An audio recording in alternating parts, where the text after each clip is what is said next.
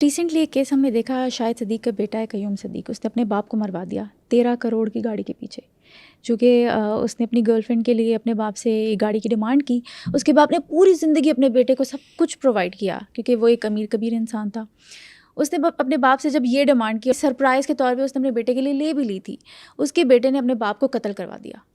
यानी कि बाउंड्री ना होना भी कितना डेंजरस हो सकता है, ये केस हमें बताता है। मैं इसमें थोड़ी सी आपको यहाँ पे करेक्शन भी कर दूँ, बिकॉज इसके ऊपर ये कहानी हमें सुनाई ज़रूर गई है, बट एक्चुअली ये कहानी ऐसे नहीं थी जो मैंने जितना पढ़ा है और जितना इसको स्टडी किया है।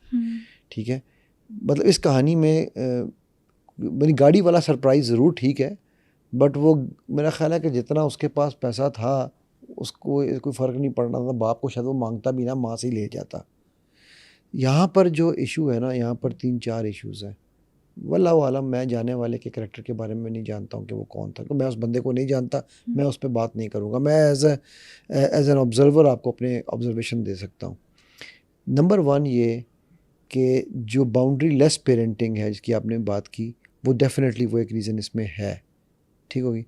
नंबर 2, कहीं ना कहीं किसी न किसी तरह से, ठीक है, उस बच्चे की पर्सनैलिटी को आपने ओवर स्नब किया है या ओवर प्रोटेक्ट किया, दोनों में से एक काम हुआ। अगर ओवर स्नब हुई तो भी बच्चा आपका दुश्मन बन जाएगा, अगर ओवर प्रोटेक्ट हुआ तो भी बच्चा आपका या अपाहिज हो जाएगा या आपका दुश्मन हो जाएगा। नंबर 3, मैं गारंटी से लिख के देता हूँ, इसमें मदरहुड का सबसे ज़्यादा रोल है, गारंटी से। जब बच्चा पहली दफ़ा गलत काम करता है ना, तो माँ उसको छुपाती है बाप से, ठीक है, फिर वो उसको बाप से डराती है, फिर वो उसको बाप से दूर ले जाती है। एब्सेंशिया फादरहुड, अगर आपको याद हो, मैंने FBI की रिसर्च बताई थी, जाके लोग नेटफ्लिक्स पे देख सकते हैं। जी जी। Absentia fatherhood is the second biggest reason of criminals, specially rapist and murderers, ठीक है। सो जब आप, ये भी एब्सेंशिया फादरहुड की एक एग्जांपल है, ठीक है।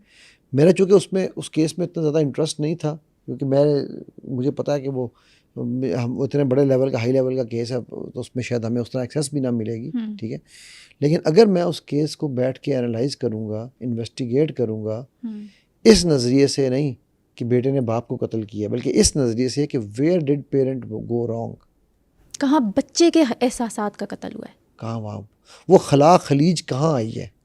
अगर मुझे इजाज़त मिले और मैं ये काम कर सकूं, मैं आपको गारंटी देता हूं, ठीक है, उसमें 2 मेन रीज़न आएंगी, एक ओवर लव और दूसरा माँ का बाप को दुश्मन बनाना। ये बहुत बड़ी रीज़न्स आएंगी, और ये वो टॉक्सिसिटी है जो माँ अपने माइंड की टॉक्सिसिटी अपनी औलाद में फिट कर रही है, एंड वाइसे वर्सा। कुछ बाप भी ऐसे कर रहे होते हैं कि तेरी माँ अच्छी नहीं है, तेरी माँ पैड़ी है, तेरी माँ ये, ठीक है।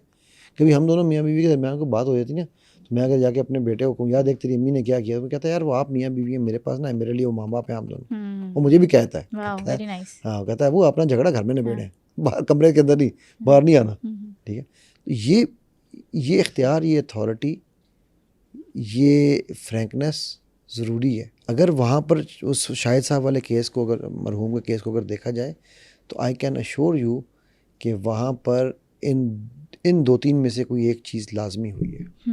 वो एक गाड़ी के पीछे कत्ल नहीं हुआ।